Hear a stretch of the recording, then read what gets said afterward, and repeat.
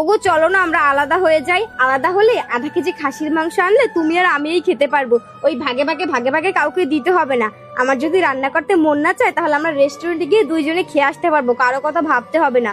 ওগো চলো না আমরা আলাদা হয়ে যাই। তুমি চুপ করো তো, ঘুমাও, এই বিষয় নিয়ে কালকে কথা হবে। আমি কিছু বললেই তো তুমি আমাকে চুপ করিয়ে দাও। তুমি ঘুমাবা?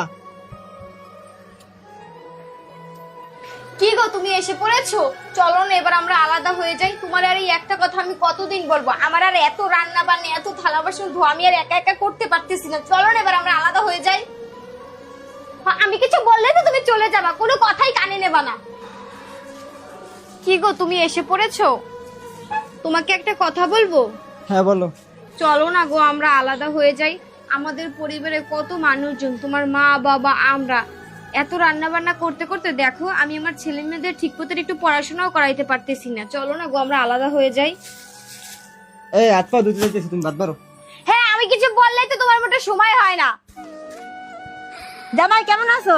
হ্যাঁ শাশুড়ি ভালো আছে, আপনি ভালো আছেন? হ্যাঁ ভালো আছি। জামাই ষষ্ঠী নিমন্ত্রণ করতে আসলাম, জামাই ষষ্ঠী চলে এসেছে না তাই। বিথি কোথায়? বিথি, ওই বিথি, বিথি কেন কি হয়েছে? কিছু হয়েছে নাকি বাবা? আসেন আসেন। কি গো বিথি শোনো না, হ্যাঁ বলো।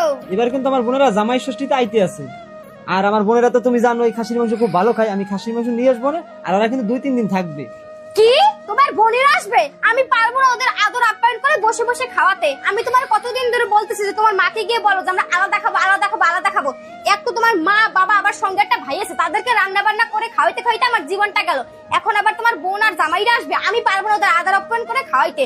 তোমার বোনের সাথে একটা কাজও করবে না, ওখানে বসে একটু জলাগ্রহও খাবে না, সব কাজকর্ম করে আমাকে খাওয়াতে হবে। আমি পারবো না। তুমি এক্ষুনি তোমার মার কাছে গিয়ে বলো যে তোমার বৌমা আলাদা খাবে। যাও।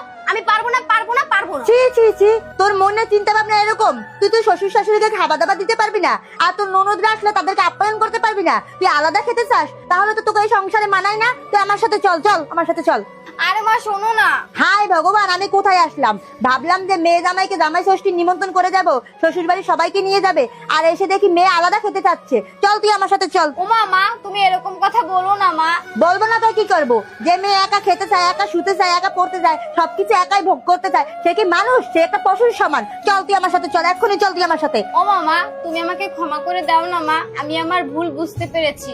আর আমি যাব কি করে? আমার তো ননদ আসতেছে, আমার 3টা ননদ, তাদেরকে আমাকে রান্না বান্না করে খাওয়াতে হবে না। আমি কিভাবে যাব বলো মা? ও আচ্ছা, তো ননদরা আসলে ওদের সবাইকে নিয়ে তুই আমাদের বাড়িতে জামাই ষষ্ঠীতে যাবি, ঠিক আছে? আর শোন, ননদরা তো প্রত্যেকদিন আসে না, ওরা আসলে ওদেরকে আদর আপ্যায়ন ঠিক মতো করবি, যাতে সবাই তোকে ভালো বলে, ঠিক আছে? ওরা আসলে তুই ওদেরকে নিয়ে যাস কিন্তু। আর জামাই আমি যাই, তুমি ওদেরকে সবাইকে নিয়ে আমাদের বাড়িতে যেও। ও মা শোনো না, একটু চা বিস্কুট খেয়ে যাও। না না, আমার এখন সময় নাই, আমি যাই।